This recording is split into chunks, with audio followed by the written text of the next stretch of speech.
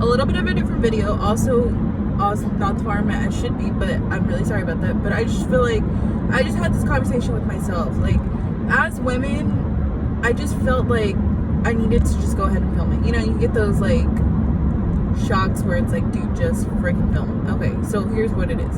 Hi my babies, hi my loves, hi my best friends, welcome back to the channel. If you're new here, my name is Reyna, and today obviously this is not my format, this is not my like typical video, but I do want to talk about something, and it is the fact that as women we believe, especially that men instill it in us, that it is cocky to believe that you are the best thing that's ever happened to that man. Okay, with this being said, I don't want it to turn off as cocky as like I'm the best thing that ever happened to all my exes.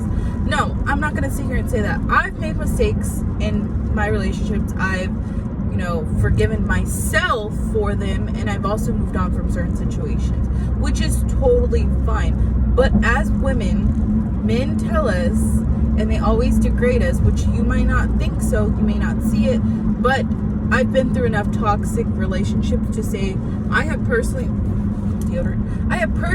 seen it myself, like that men will tell me, oh no, you're not like the best thing that's ever happened to me.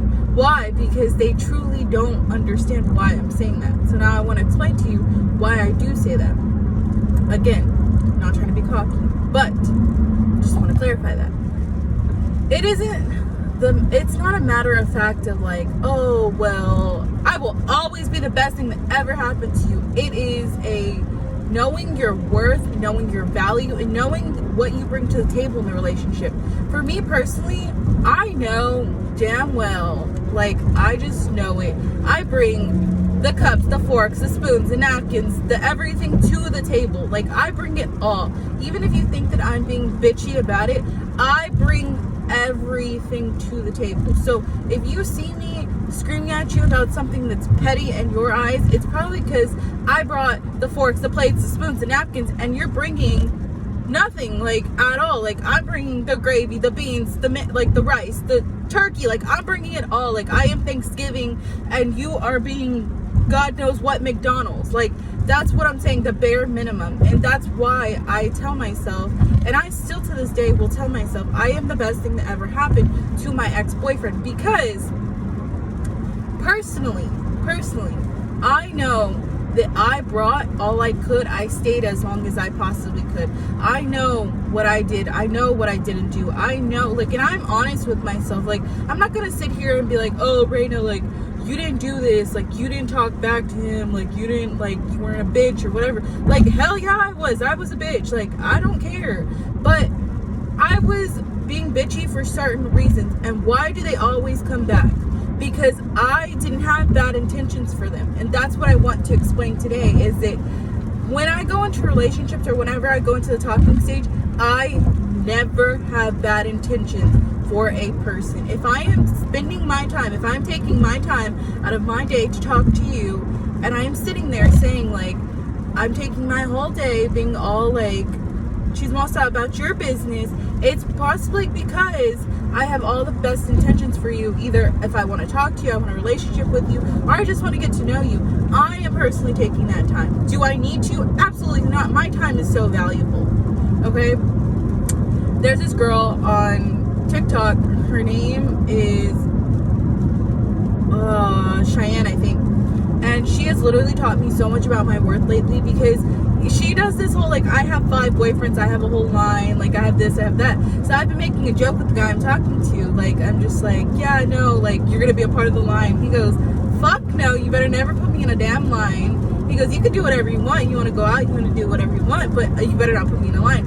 Which is, to me personally, it makes me, one, confident, as in him telling me like, hey, you're free to do what you want. Like, I'm not holding you down here, but either you be loyal or you don't, like you leave or you go. And to me, that is a peace of mind. Like, I don't know, maybe I'm just weird. It's a peace of mind for me to sit there and make jokes like that and no one get hurt and no one actually believe him. Like, he does not believe my jokes. Like, I don't believe my jokes like that. Like, I would never do like a whole ass line. Like, I'm not crazy like that. But I get where people are coming from, and she also teaches you the difference between dating and relationships, which I love. Like, I completely and utterly love, because openly dating, like, you don't have to sleep with everybody. You don't. And I think we put that impact on women way too much. They, like, as soon as you start talking to them, like, oh, we gotta get it and done. Like, no, you can get to know a person without sleeping with them. Like, most of the time, I'm telling you right now, I have made every guy, like, the Bible, love you, but it's the truth. I have made every single guy fall in love with me without sleeping with me. And then I will sleep with them. But it's just who I, like, I don't know. It's an, also, if you come at me about, like, what's your sign? I'm a Libra. But that's just who I am. That's what I do.